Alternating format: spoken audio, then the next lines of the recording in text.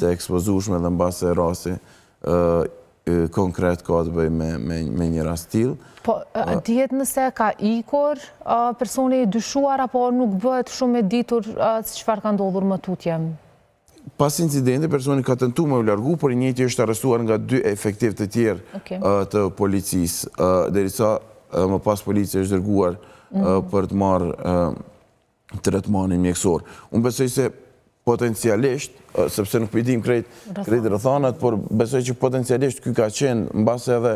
në monitorimin e personave tjerë, ose mund të kenë qenë 2 patrolla se tjerë, por gjithsesi akti ka ndodhur dhe më pas ka pasur reagim me njëhershëm të efektive policisë, që kanë arritur me lokalizu ose me vunë kontroll, pavarësisht se me shumë gjasa në ato momente ka pasur edhe armën zyrtare të efektivit policor. Por që është,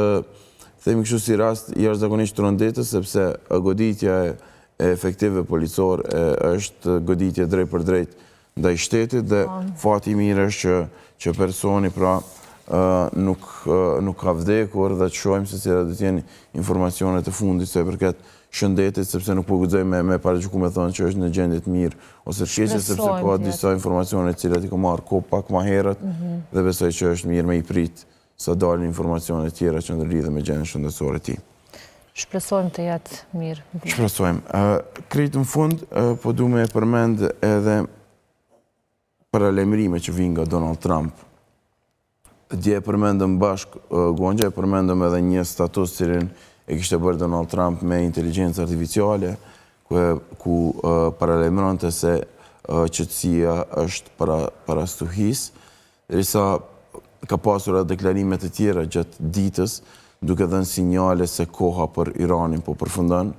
dhe kjo fundit pra që Shtetet e Bashkuara të Amerikës po përgatiten për një sulm të shkallës më të gjerë të Iranit, nëse nuk do të arrihet një marrëveshje, e siç janë në raportimet të fundit, marrëveshja nuk po ecë tutje, duket se ka një ngecje, dhe Donald Trump ka paralajmëruar se do të ketë potencialisht një valë të re të sulmeve, dhe kjo na kthen, themi kështu kushtimisht, deri para 1 muaj, 2 muaj më herët, kur edhe kishte filluar ky konflikt, me qenë se pra duket se Donald Trump potencialisht mund i kthehet bombardimeve ndaj Iranit, dhe në anën tjetër, siç kemi parë, potencialisht pritet edhe një kundërpërgjigje e Iranit, që mbasi jo drejt për së drejti ndaj Shteteve të Bashkuara të Amerikës, por sigurisht ndaj vendeve fqinje që janë aleat të Shteteve të Bashkuara të Amerikës, dhe kjo do të komplikoj më pas situatën, themi kështu edhe politike, edhe të sigurisë në botë, dhe përveç kësaj, ajo që na afekton ne drejt për së drejti, e kemi parë, pra që qysh në ditën kur edhe filloi ky konflikt, me njerë kishte shtrejtim të derivateve, e cilat më pas edhe prodhun një efekt zinxhir në shtrejtimin e shumë artikujve, sepse kuptojmë që nafta në shumë raste përdoret, themi kështu edhe si një lëndë parë, e cila i shërben industrisë së prodhimit në shumë sfera, dhe potencialisht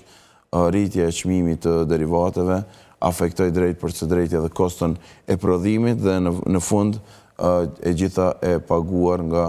qytetarët, cilët themi kështu janë të varur nga konsumi, kryesisht nga importi. Presidenti Donald Trump ka dhënë sinjale të fuqishme në prag të këtyre zhvillimeve, cilat duket se nuk po marrin një dinamik të re.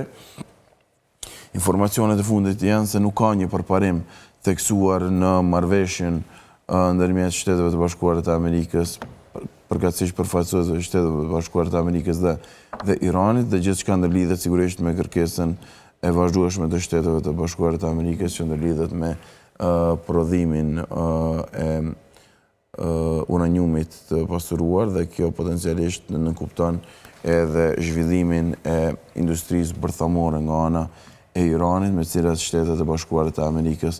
nuk janë pajtuar dhe vazhdojnë të mos pajtohen edhe sot. Gjithsesi kuptojmë se situata pak është komplikuar, me qenë se kur përfshi ose kur nisi ky konflikt kishte parashikime se njëjti mund të zgjaste shkurtimisht, por që parashikimet dolën ndryshe, dhe siç duket potencialisht paralajmërimet të paktën nga ana e presidentit amerikan Donald Trump janë se luftimet mund të vijojnë në një fazë tjetër, dhe atë më dinamike të shkallës më gjerë, si që ka paralemruar presidenti Amerikan ndaj Iranit, dhe në anën tjetër do të shohim se cilat do t'jetë në fakt edhe reagimi i shteteve të tjera, sepse kuptojmë se pas fillimit të këtij konflikti kishte vizita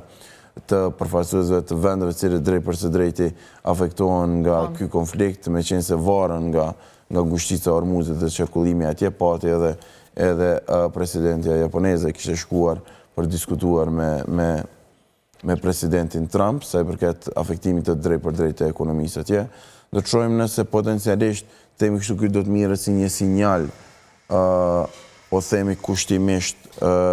shantazhues ndaj Iranit, pra që e njëjta tjetë themi kështu kushtimisht në presion nga deklaratat e presidentit Trump, ose në anën tjetër, pra nuk do të ketë reflektim nga Irani dhe potencialisht situata mund të kalojë në një stad tjetër pra të bombardimeve, që si që kemi parë edhe vetë Trump ka paralajmëruar në disa raste se nuk do të kursehet as infrastruktura jetike, si që janë termocentralet, urat në ndryshme tjera.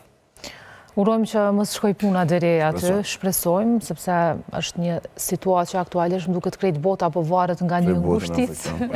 Patjetër, nga ngushtica e Hormuzit, patjetër, për shkak të qarkullimit të karburanteve.